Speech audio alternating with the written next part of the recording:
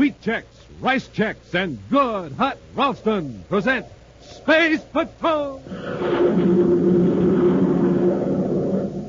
High adventure in the wild, vast reaches of space. Missions of daring in the name of interplanetary justice. Travel into the future with Buzz Corey, Commander-in-Chief of the Space Patrol. In today's transcribed adventure, Buzz and Happy are investigating a space factory revolving in an orbit around the planet Venus. Suddenly, they find themselves locked in a freight-handling chamber floating in the middle of the room. They've cut the artificial gravity field. We're completely weightless. How are we going to get down to the floor? Oh, my head. Smoking rockets, Commander. We were pulled up to the ceiling. There's the floor down there below us. They reversed the gravity field. The pull in this room is toward the ceiling. Well, now how are we going to get down to the floor? We'll get down to it all right, the hard way, I'm afraid. They'll reverse the gravity field from floor to ceiling till they break every bone in our bodies. We'll return in just a moment with today's Space Patrol adventure, the Venus Space Factory. Hi, gang. Space Patroller Dick Tufeld reporting to you from the Terra Airport. Just got back from a trip to Venus, and boy, do I need supercharging. Well, I'll just have myself a Space Patrol breakfast with one of the super cereals, Rice Chex or Wheat Chex. They're bite-sized, you know, and so easy to eat and so different and delicious, the Commander made them official cereals of the Space Patrol.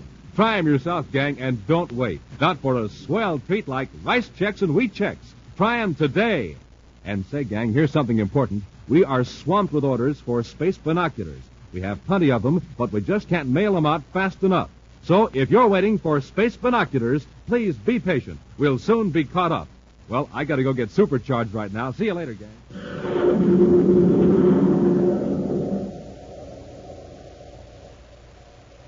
And now, today's Space Patrol adventure, the Venus Space Factory. Swinging in wide orbits around the planet Venus are two gigantic constructions, popularly known as space factories. Power is obtained from the sun by use of solar energy reflectors. These privately owned factories are inspected at regular intervals by Space Patrol personnel to see that United Planets regulations are observed.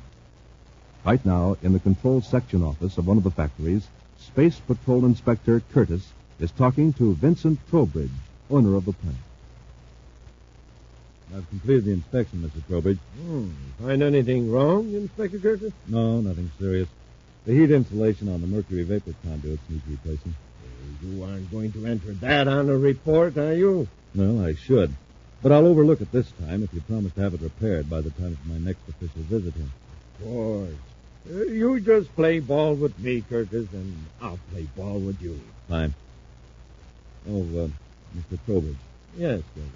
About the investment you're handling for me, is everything all right?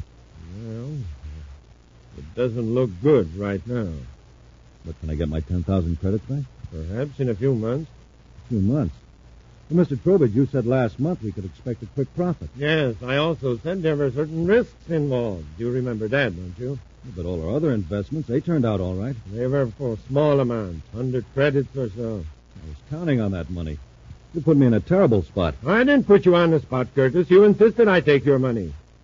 It was your money, wasn't it? Yeah, of course it was, except for a few hundred I borrowed.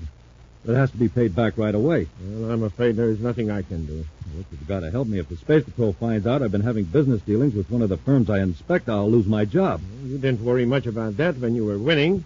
I was foolish, I admit it. But I was relying on your business judgment. This gets out of it. I'm finished. Perhaps I should have realized you weren't in a position to risk so much money. Tell you what. Suppose I return those 10,000 credits to you. Will you, Mr. Trowbridge? Now, understand, Curtis, I only do this out of the goodness of my heart. This is just a loan, you understand. It's my money you're getting. Your 10,000 is still invested with another firm, and I can't touch it. I'll pay you back every credit when the other deal begins to pay off. Yeah. Oh, in the meantime, you're in a position to do me a favor. What do you have in mind? Well, you also inspect the other space factory, don't you? Dan Larkin's plant? Oh, yes, sir. What's his record? Excellent. Why? Perhaps you've been somewhat lax in your inspection. Somewhat indulgent, shall we say. Oh, no. I'm always very careful. Yes, but there is always room for improvement, Curtis. From now on, you can even be more careful when you check on Larkin. When are you due there again?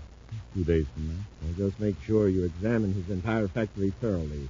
I'm sure you'll be able to find that Larkin is guilty of several irregularities. You aren't asking me to turn in a false report. Would you rather a true one be turned in on you?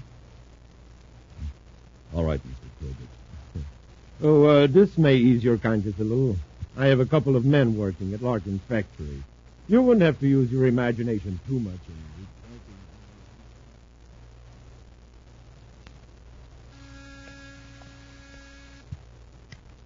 Commander Corey's office. Cadet Hattie here. Yes, sir. All right, Major, I'll tell him. What is it, Happy? It's Major Robertson, Commander. He says Inspector Curtis is due back at Venus City headquarters tomorrow. He's been on sick leave. Hap, remind me to spaceophone Curtis in the morning regarding the space factory report. Yes, sir. I can't understand what's happened to Stan Larkin's operation. Who is this Larkin, sir? He owns one of the 2 space factories circling Venus. The last 2 inspection reports have been pretty bad. Till 3 weeks ago, Larkin's plant had a very high rating. What's the trouble, sir? Curtis listed 6 counts of defective safety equipment, including the main airlock. When he returned for another checkup 2 weeks later, 3 of the previous citations hadn't been corrected. What about the Trowbridge station? Oh, that's excellent. You know, it looks to me as though Larkin's trying to cut corners. It's not a very smart move with the new government contract still sitting on the Secretary General's desk. It's not a smart move in any case, I think. Any negligence in one of those space factories could cost the life of every man in the plant. First, I'll see what Curtis has to say about the situation. Then I may pay Larkin a visit. Curtis at Venus City calling Trowbridge at Space Factory number 2. Curtis calling Trowbridge at Space Factory number 2. Trowbridge here. Go ahead, Curtis. I just thought I ought to let you know. Corey's going to blast off for a visit to Larkin's factory. Is he coming here, too? He didn't mention it in our space phone conversation. But better be prepared just in case he does. I am always prepared. Did he question your report on Larkin? No, not yet. But I'm worried. I don't want to get into this any deeper. Now, look, Curtis, stop worrying. Just take it easy. All right, but I won't make any more false reports. We'll talk about it later. When is Corey due at Larkin? About 900 hours universal start time tomorrow. All right, Curtis. Trowbridge out. Now, what can my men do to convince Corey?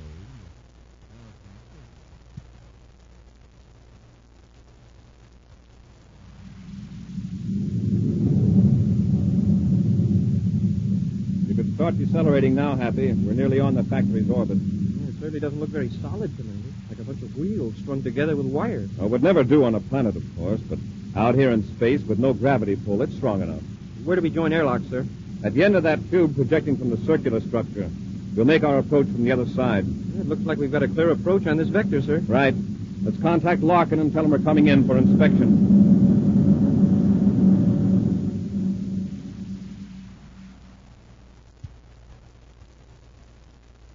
Commander Corey, I've been in the manufacturing business for 20 years. This is the first time I've been accused of mismanagement. All you're being accused of right now, Mr. Larkin, is failure to correct certain faulty equipment after receiving a citation from our inspector. I tell you, I ordered it corrected. Did you check to see if your orders were carried out? Well, frankly, no, I didn't. In the past, I've never found it necessary to check up on my employees. Mr. Larkin, our inspectors have a regular procedure to follow. Did you say that in the past Curtis has ignored defective equipment? I don't know whether Curtis has ignored defective equipment or not, but I haven't. Then what about those last 2 reports? What about the complaints of impurities in your product? Commander, would you like to inspect this factory right now? I certainly would. But you haven't answered my question. Maybe we'll both know the answers after inspection. I manufacture plastics, not excuses. All right, Larkin. I'll call my cadet and we'll inspect.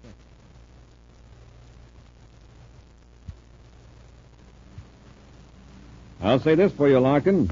Overall, your factory is run very efficiently.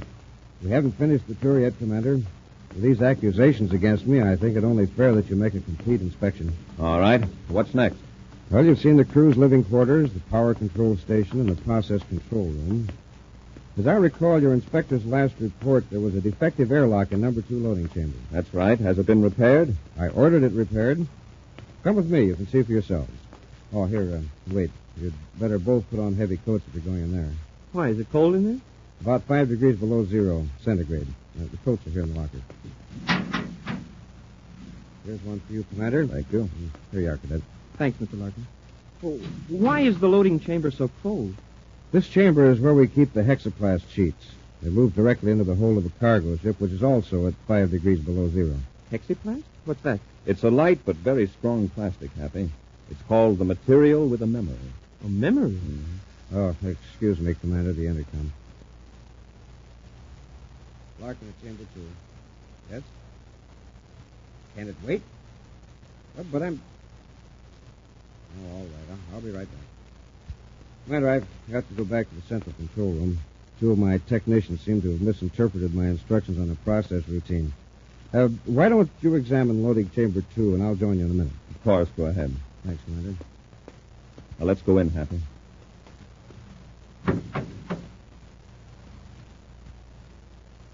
We'd better secure the door to hold the temperature down. Oh, it's not as cold in here as I expected it to be. It's a dry cold, low humidity. These coats are pretty heavy. Well, there sure isn't much room to move around with all these bales stacked in here. Now, there's the airlock at the other end of the chamber. Let's check the indicator and see if there's any leakage. Yes, sir. Oh, by the way, Commander, what did you mean when you said hexaplast was a material with a memory? Well, it can be molded into a certain shape at a fairly high temperature. And when it's cold, the way it is now, it flattens out. Uh-huh. When the temperature rises, it springs back into its original form. It's as though its molecules remembered what shape it takes. What was that? No. It sounds as though something snapped. Oh, look, up there. The top bale came undone. Oh, somebody did a sloppy job of packing. Ow, there goes another one. Hey, look, it's moving. The cargo's shifting. You've got to get out of here, Happy. Hey, Commander, what's happening? The hexaplast, expanding to its original shape. Open the door, hurry.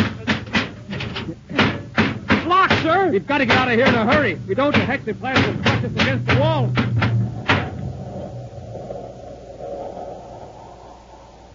We'll return to Space Patrol in just a moment. This is Captain Dick Tufeld reporting the morning news direct from Terra City. First, the headlines. Commander Corey offers projectoscope to boys and girls on Earth. Space Patrol mail bags jammed with orders. The commander interrupts all communication lanes to warn projectoscope is offered for limited time only. Those are the headlines, now the details. Today, Buzz Corey is again offering all boys and girls a chance to send for the new 6-inch pocket projectoscope. This streamlined blue and yellow plastic model in the shape of the commander's rocket ship has been designed to do 3 important things. 1, to flash on and off so rapidly it can be used as a signal light. 2, to throw a steady beam of light so it can also be used as a flashlight. 3, to throw pictures on the wall by means of a special strip of film. Response from Earth has been terrific. Orders have been pouring in without let-up, but supplies are still big and work is on schedule. When a letter is received, a projectoscope is mailed at once. But Commander Corey warned in a special bulletin that the projectoscope could be offered for a limited time only. So, gang, send for your projectoscope today. Just buy a box of rice checks or wheat checks. Then, with your name and address, send 35 cents in coin and a rice checks or wheat checks box top to Space Patrol, Box 686, St. Louis, Missouri. This offer good only in the USA and may be withdrawn at any time. That's Space Patrol, Box 686, St. Louis, Missouri. And now back to today's adventure, the Venus Space Factory. Vincent Trowbridge, owner of a space factory revolving around Venus, has forced a Space Patrol inspector to turn in false reports against Stan Larkin, owner of a competing space factory. Commander Corey and Cadet Happy went to the Larkin plant to investigate. While in loading chamber number 2 of the space factory, the 2 space patrolmen find themselves in danger of being crushed by a rapidly expanding plastic known as hexaplast as the temperature rises in the chamber. Stand back, Happy. Let me try that door. Yes, sir. Somebody must have locked it after we got in here. You suppose it was Larkin? Hap, look out! Huh? Wow, if you hadn't yelled, sir, I'd have been smashed between those two blocks of hexaplast. It's going to keep expanding till it fills every inch of this chamber. That's as hard as rock. Yes, after it reaches its original shape. Commander, could it break through the hull of the chamber? By the time it does, it won't matter to us. Hey, wait. You've given me an idea. There's a bale that hasn't broken open yet. Help me drag it to the door. Yes, sir. Yes, sir. Let's move fast, Happy. This bale feels soft. Yeah. Now let's wedge it between the stack of hexaplast and the door. A little tighter. Commander, I can feel it expanding. Stand back. When those metal packing strips burst, they'll lash out like whips. There it goes. It's swelling up. Let's hope that door is the weakest part of the chamber. Hey, it works, sir. The door's open. Let's get out of here quickly. Hey, Commander, it's colder out here in the passage than it was in the chamber. Let's get to the control room. I want to hear Larkin's explanation of this.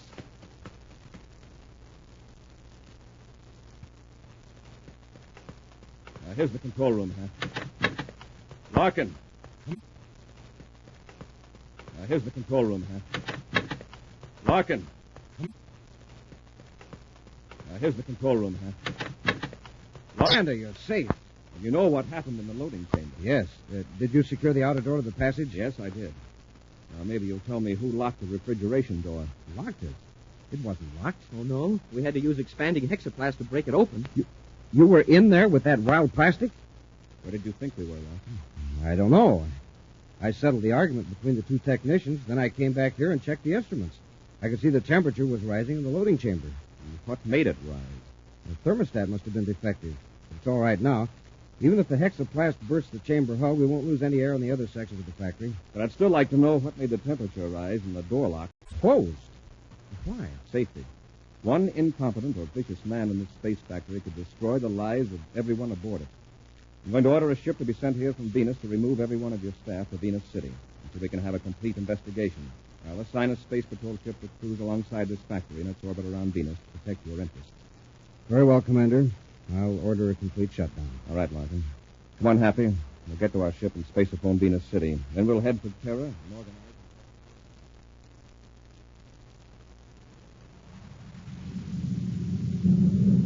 Curtis calling Trowbridge aboard Space Factory number 2. Curtis calling Vincent Trowbridge at Space Factory number 2. Trowbridge here. Go ahead, Curtis. Are there any cargo ships loading or unloading at the factory? No ships aren't due till tomorrow.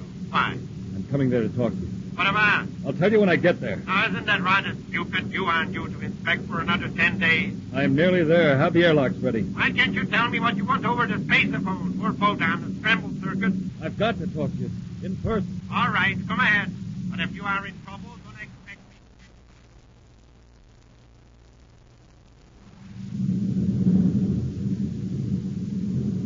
Commander, shouldn't we be on the Terra Vector? I've changed course, Happy. We're heading for the other space factory on the opposite side of Venus. Why? Is something wrong at the Trowbridge plant? Well, so far it's not as serious as what went on at Larkin. I've been getting some interesting information from Major Robertson, though. Trowbridge has been putting out some defective plastics, too, worse than Larkin. Was it in the inspector's report, sir? No. The Bureau of Standards discovered it. It should have been detected by our inspector at the factory. Yet he's consistently given Trowbridge a high efficiency rating. Does the same man check both factories? Yes, George Curtis. Well, maybe he needs a vacation. Yeah, he seemed to be right on his toes when he checked Larkin's plant. Venus City Space Control was supposed to notify me when they located Curtis. He's off duty for 18 hours, so he must be somewhere in the city. Oh, there's another collection of wheels in the viewscope, sir. We're getting close to the Trowbridge factory.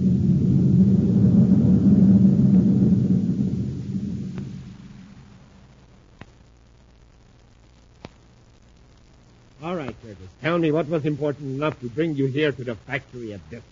I found out what your men tried to do to Corey with the hexaplast. You might have killed him. Wouldn't that have put Larkin in a hot spot? As it is, this will probably finish him. But you don't know the rest of it. Corey had the whole crew, including Larkin, flown to Venus City for an investigation. I'll be called in to testify. So what? That close call, Corey will convince him that Larkin isn't fit to operate a factory. You just calm down. Go back to Venus City and be there when he calls you. But Trowbridge, don't you realize? Corey will probably give Larkin and his crew a brainograph test and find out about your spies. I hadn't thought of that. Corey will find out you're behind this whole scheme and find out about me. I'm glad you just went there, Curtis. You can find me to Venus before Corey organizes his investigation. We'll have to eliminate those spies of mine before they are given the brainograph test. I won't have any part of it. All you have to do is keep your mouth shut. Being a space patrol inspector, you won't be asked to take a brainograph test, not if you play calm. Commander Corey aboard Terra 5, calling Venus Space Factory number 2. Lord, shut up. Corey aboard Terra 5, calling Space Factory number 2. Keep your mouth shut, Curtis. Let me do the talking. Venus Space Factory number 2, to Commander Corey. Trowbridge here. Trowbridge, I want to talk to you on official business. Why, of course, Commander. We'll be ready to join airlock with the factory in about 3 minutes. 3 minutes. Yes. Come ahead, Commander. Thanks, Mr. Trowbridge. Corey out. You recognize my ship. Why didn't you stall him till I could get away? It's too late now. He'd see you anyway. Don't worry. Just do as I say, and we'll both be all right. Just get back in that living compartment and lock the door. I'll handle Corey. What are you going to do? Just leave that to me. Go on, get in the car. Go on, Happy. Yes, sir. Well, Commander Corey, this is rather a surprise. Hello, Mr. Trowbridge. I recognized our inspector's ship at number 2 airlock. Did you see him here? Yes, he's inspecting my factory. It was my impression that he was here 4 days ago. Oh, you mean you didn't know he was coming here today? I'm afraid Inspector Curtis is a very thorough young man. I've been getting quite a going-over from him. Well, why? Well, I'll let him tell you. He's probably in the handling room now. This way, please.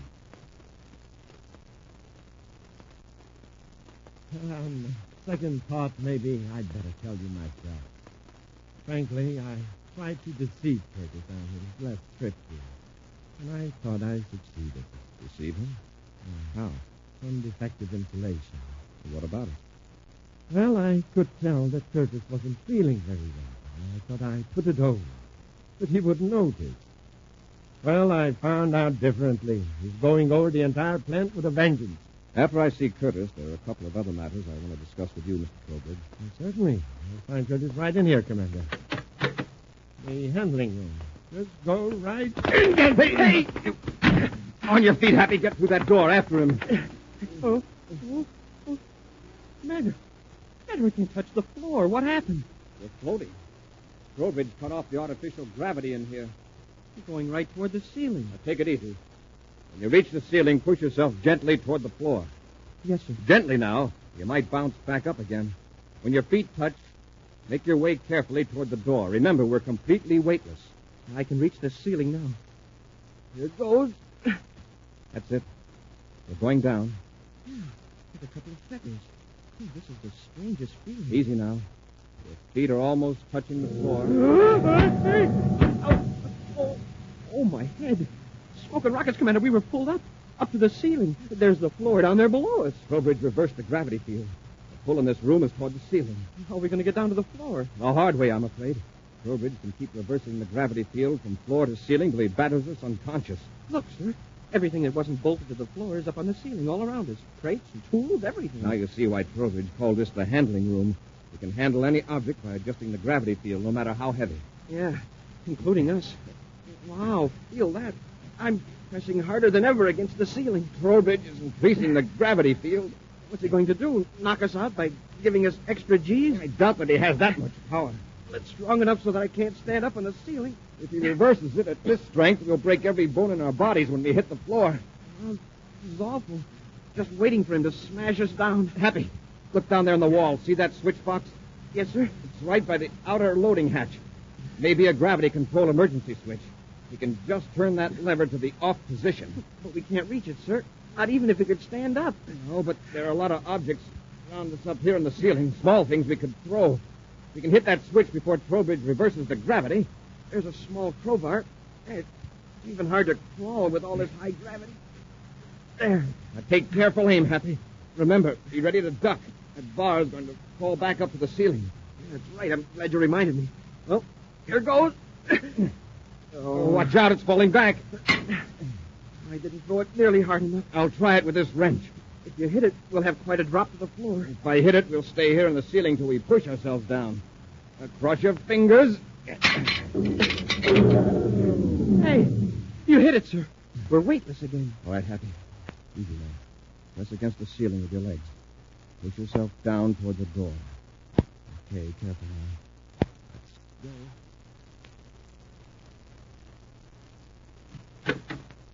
Come on, Curtis, quick.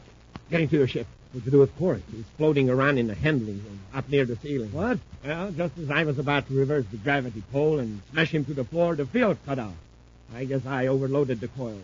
Come on, we got to get out of here. Hurry, get it to your ship. All right, Trowbridge, stay right where you are. Hurry! Commander, I didn't know you were here. Curtis, you had the right hunch in coming back here, but evidently you didn't know just how far Trowbridge really would go. No, Commander. Yeah, that's right, Curtis. I might even take a brainograph then. Happy, take Trowbridge into custody. No, you don't. Get your hands up, Cadet. Curtis. Go on, you too, Corey. Hey, what is this? Curtis, are you out of your mind? Good work, Curtis. Now, Corey, we'll Get him, Happy.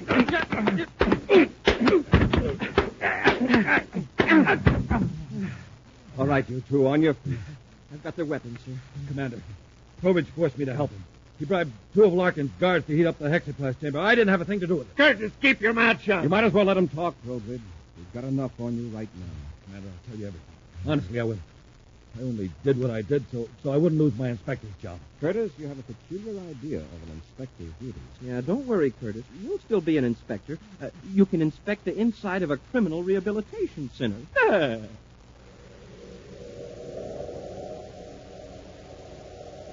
An action preview of next week's exciting Space Patrol adventure in just a moment. Gang, everybody's talking about the projectoscope, and no wonder. It's terrific. Now, here's a boy who's been talking about his projectoscope since the moment he got it. That was on Saturday morning. Junior, look. I got my projectoscope. Man, it's really neat. Look at that. It's shaped like a real outer space rocket ship with tail fins and a radar antenna. Sunday night, and he's still going strong. Hey, Dad, turn out the light. Here now. I'm going to show you some pictures on the wall with my projectoscope. That's Buzz Corey and Cadet Happy you see there. In a real Space Patrol adventure. It's called Mighty Meteor. And there's 3 other adventures on the same film. And so it went with his friends on Monday, Tuesday, and Wednesday. Look at Joe. Look at this projectoscope flash signals in the dark. See how fast I can blink it on and off? Then Thursday, Friday, and Saturday again. And this boy is still talking about his projectoscope. Now, don't cry, sis.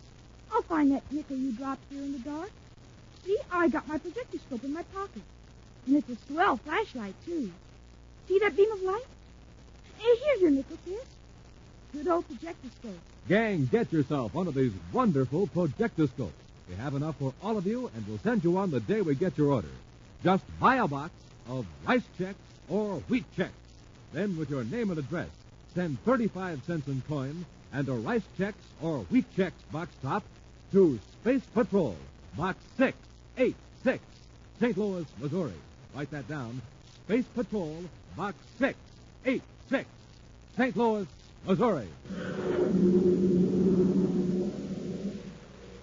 And now, a preview of next week's exciting Space Patrol adventure. Buzz and Happy have joined airlocks with a spaceship in which 2 criminals are holding Carol captive. Although the criminals have meekly surrendered over the spaceophone, Buzz is still wary. Happy, I'm going to open the inner account. Have your rig gun ready. Yes, sir. You got us, Commander, with our hands up. Look, I'll turn on the light so you can see better. Happy, the lights. They're blinding, Commander. I can't see. Let them have it, Rambo. They can't see. They're helpless. Be sure to be with us next Saturday for the exciting story, The Cosmic Ray Detector, when wheat checks, rice checks, and good hot Ralston again bring you Space Patrol!